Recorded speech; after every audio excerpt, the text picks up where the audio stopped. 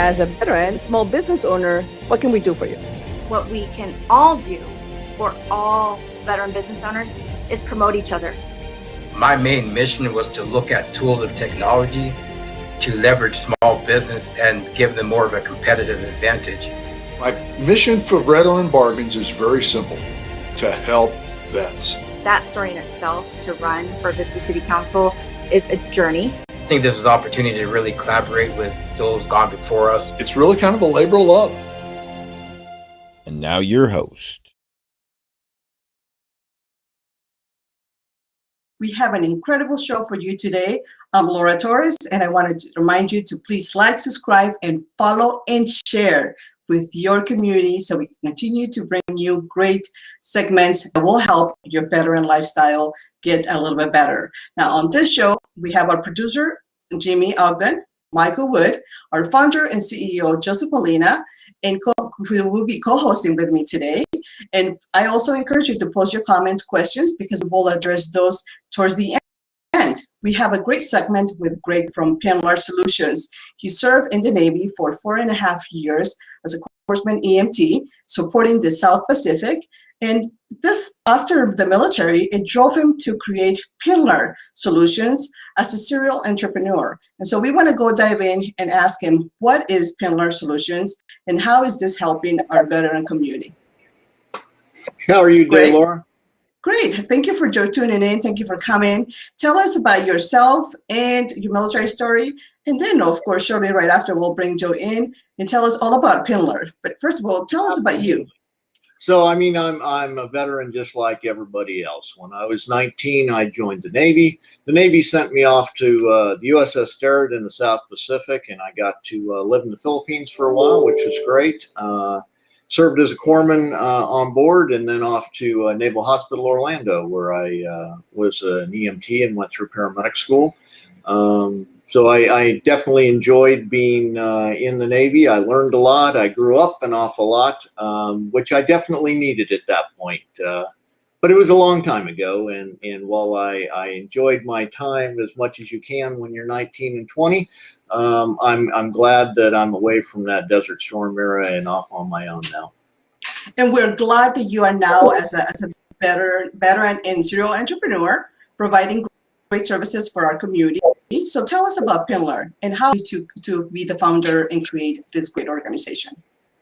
Absolutely, be glad to. So I, as you said, I'm a serial entrepreneur. I've owned several different businesses and grown them. I had a fairly large financial transaction business that moved money with the Federal Reserve in Atlanta for businesses and banks. And after I exited that, I was looking for what I was going to do next and decided that with my background in compliance and banking and anti-money laundering and things of that nature, to start an investigation company and a wholesale legal services company to service attorneys. And that led us, we do a lot of fraud work and compliance work, but it also led us into veterans benefits, which seems very disparate from financial fraud, but the reality is it's not. We do a lot of evidence review. And that's where you look at a lot of big data. Could be a data set from financial records, or it could be medical records from veterans benefits. And we use automation to go through those and help look at the statutes and the regulations and develop legal strategy and briefs from that. So happy to be here and talking about veterans benefits today and what we do and how we can help veterans better understand the system that's really, really complicated. Absolutely. Thank you. And I'm going to take just full advantage that Joe is here from the beginning of the segment and bring him right on, because this is right on his alley. This is the subject that he's very passionate about, and we love that he's always able to identify great resources such as yourself. So Joe, let's dive into all the questions. Well, oh my God. Well, thank you, Laura. And thank you, Greg, for the opportunity and for collaborating with us. And Greg is not only our guest today, but he's also our sponsor, and we thank you for that. We're really appreciative of what you and your company have collaborated with us and your support. We're really thankful and we appreciate it. But most of all is the tremendous ability for you to help veterans is amazing. I really like the idea. every veteran should be talking to you, honestly, because every veteran at one point or another, whether they're disabled or not disabled, it comes to a point whether there is a question whether I should apply, not apply, what qualifies, but the maze and the web to navigate through that process is extremely overwhelming. So it really kind of is not encouraging for veterans to go through that process, especially veterans who are before Desert Storm, who are now older and now they're not so familiar with the VA process. So having people like you, having companies like your company is a great asset. So I'm going to ask you the questions that every veteran who I talk to about this has asked me. And it's like, 1 is, how do we get started? 2, how much does it cost? 3, how long does it take? Those are the 3 questions that I get asked the most. So first question is, how do I get started? What's the process? So I think there's 3 classes of veterans that we need to discuss. You have the guys that are currently in service. And the best thing you can do when you're currently in service is get everything reviewed before you get out. If you have problems, if you have questions, go to the doctor, get a diagnosis, get the tests, whatever you need, get it documented in your medical records before you get out, and then get a copy of all your medical and your service records before you get out, and keep that copy yourself. Yes, the government has a copy. Make sure you have your own copy and make sure it says what you think it says. Okay. Well, the next classification is the guys who have recently got out in the last year, 2 years, 5 years. Those folks, it's much easier to get a service connection for a disability because they're recently out. They tend to be younger, so if they have a disability going on, it's generally easier to connect that to their service. Then there's guys like you and me, Joe. I've been out for over 25 years. And my journey in this started a few years ago, and it was when I went to a realtor. And I sat down with the realtor and said, hey, I want to go buy this property in the hill country in Texas, north of San Antonio. And she said, great, we can get you a VA loan for that, but there's a funding fee. The funding fee is waived, though, if you have a disability. What's your rating? And I went, what's a rating? And she said, you're an idiot. Now, this is a woman who, is 20 years younger than me and very, very intelligent realtor and former Air Force. And she said, I know you have different things that started while you were in service. I know you have some back problems. I know you have kidney stones. Why do you not have a disability? If you have a disability, not only does the funding fee go away on your loan, but in the state of Texas, it can reduce your property taxes or completely eliminate your property taxes. Now, for a guy like me, that's no different than a guy like you. I have both of my arms, I have both of my eyes, I have both my hands, my legs. I never once considered, and I'd like to think I'm a relatively intelligent guy, I never once considered myself as disabled. Therefore, I never once explored what the benefits were.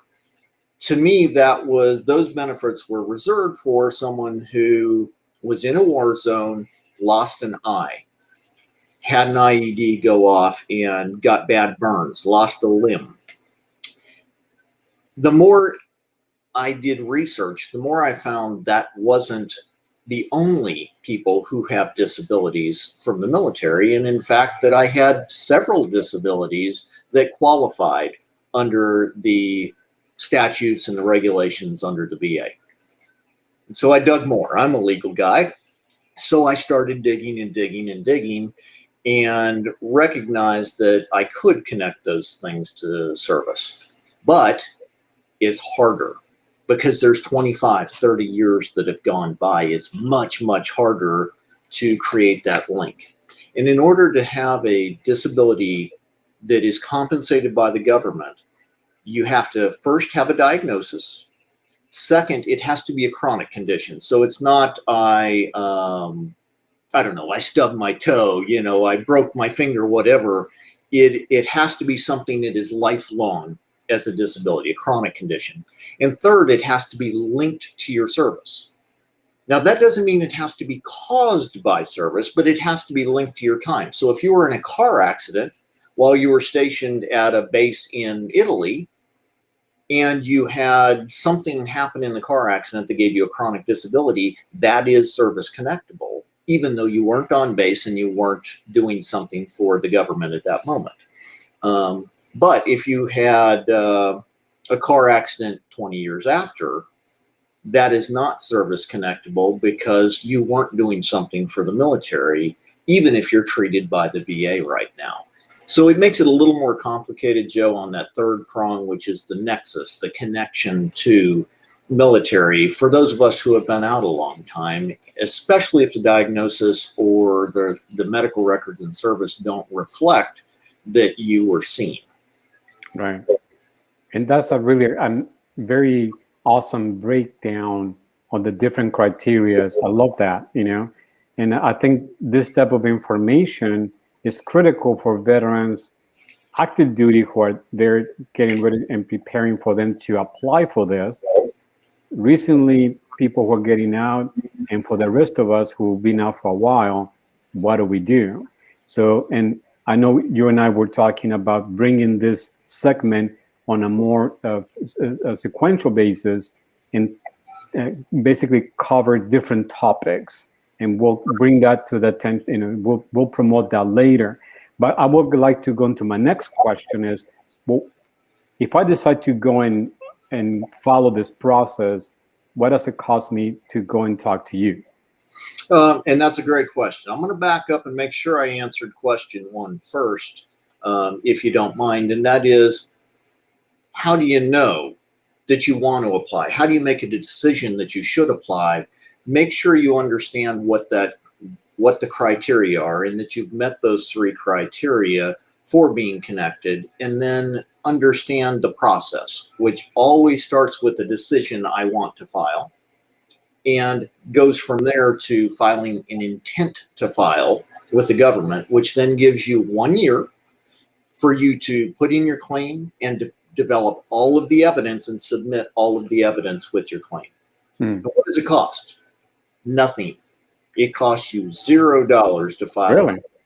So there's no cost to the veteran? There is no cost to the veteran to file the initial claim. And it doesn't matter whether they file it themselves, whether they go with a veteran service office to help them file it, or whether they go with an attorney or accredited claims agent to help them file it. There, by statute, by law, there is zero cost to doing that. Now, before you make the decision to file, if you get some advice from an attorney, you can be charged for that advice. And that can be really important for a guy your age, for example, or my age, in is it possible and what are plausible connections and should I file? That's good legal advice, and it is a legal process. So an attorney can charge for that. But once you make a decision to file and you submit that intent to the government, no one can charge you anymore until the claim is denied. So if you submit that claim, once the claim is denied, then professionals can start charging you. Now, it's important to understand you can file your claim directly with the VA all by yourself. Costs you nothing at all to do that. And if you are the type of person who has the evidence, who understands the laws, who can just go out and read and read and read and research and knock it out, go do it yourself. There's nothing prohibiting you from doing that. Log on to va.gov, get an account there, go through ID.me or through the DEER system, get a premium account, go submit it. If you're like 99% of veterans that don't want to go read all the federal statutes, then you're better off to go with a veteran service organization. They have been designated by Congress to help veterans.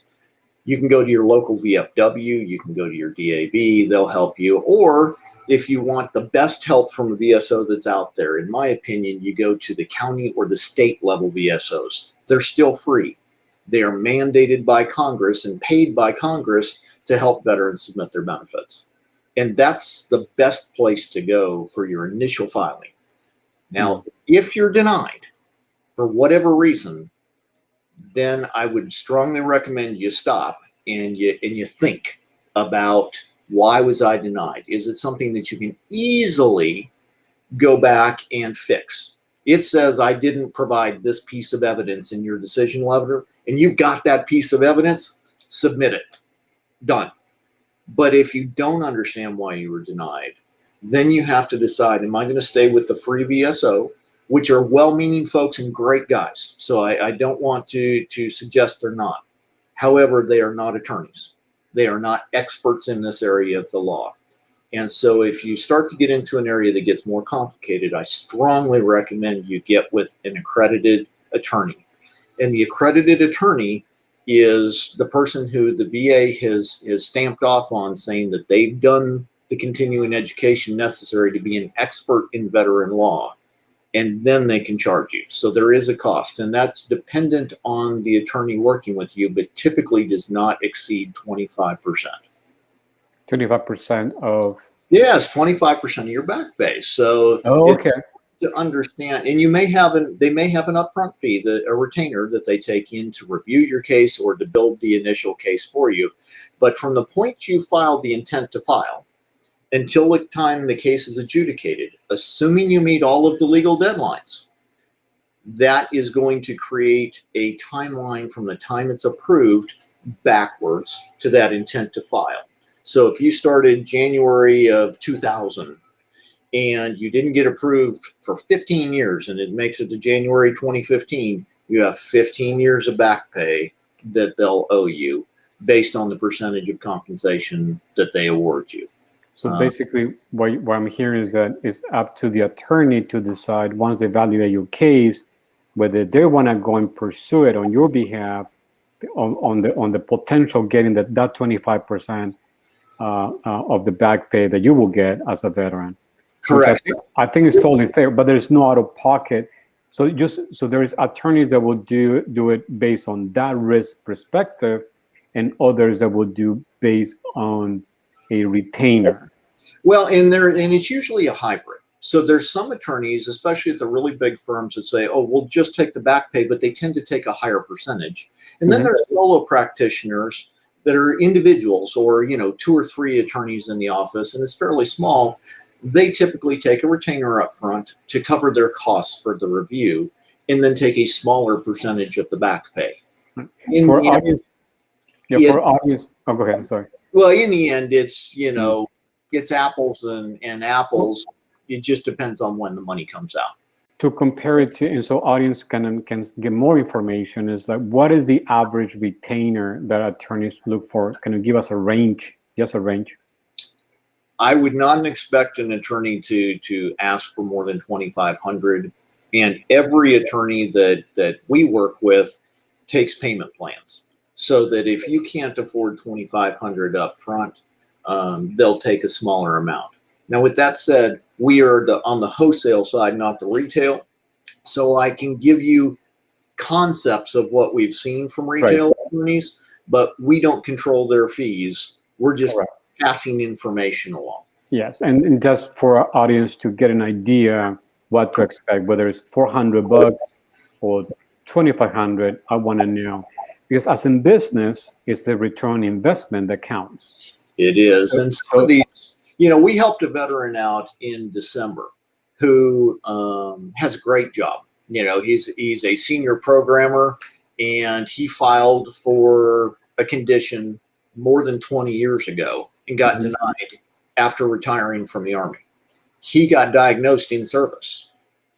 He had the evidence. He had his entire medical file in front of him. All he had to do was submit a single piece of paper, and he would have been approved. And it waited almost 22 years. And, he didn't need the compensation. So he wasn't seeking the compensation. He was just filing what he was entitled to, and then he forgot about it and walked away from it. I'll get back to it. And when he did, we looked at it and said, well, you didn't meet the timeframes. However, because it was government evidence, it didn't matter that you didn't meet the appeal timeframes. And we were able to get him service connected with 22 years of back pay at a very high percentage because he had those medical records and he got diagnosed in service. So cash-in, right? That's a great savings account. It was over $300,000 for that individual. Absolutely. So, and that's one of the things that I also want to make sure that as veterans we understand the reality of it and not the potential of it, because that could be tricky. Like in someone who is getting a disability rating, let's say automatically after they transition.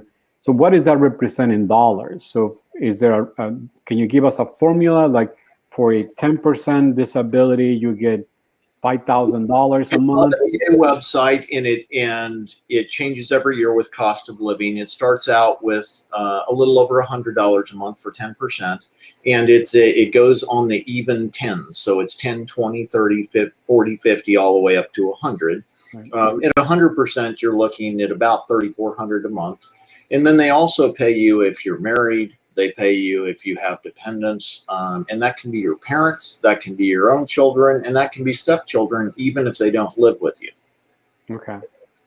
So great. So we are pretty much running out of time, Greg, and I know we covered a few things that are very, very important, and this is just a taste of what you have to offer. And I love our collaboration. I know we have a lot more questions that are already posted that I would like to bring those to our next segment, which is coming up in a couple of weeks, and address those, because I think, like you said, even when people, it's a return on investment issue. If I want to spend $2,500 with an attorney, $100 a month makes more sense to me to invest. But it's a decision that the individuals make on their own.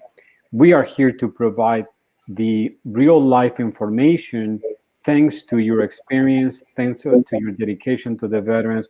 So I want to thank you for this opportunity, Greg. I also want to thank you for being our sponsor and collaborator. I know you'll be posting some additional content on our newsletter that our amazing Laura produces. So bringing the more information we have, the better, because personal experience, as you know, dealing with VA, dealing with anything like that, it is a challenge, and we would like to have the support of individuals who have the experience like yourselves. So again, thank you, and I appreciate it. I'm looking forward to our next segment, and now I'm going to pass it on to Laura to close our segment.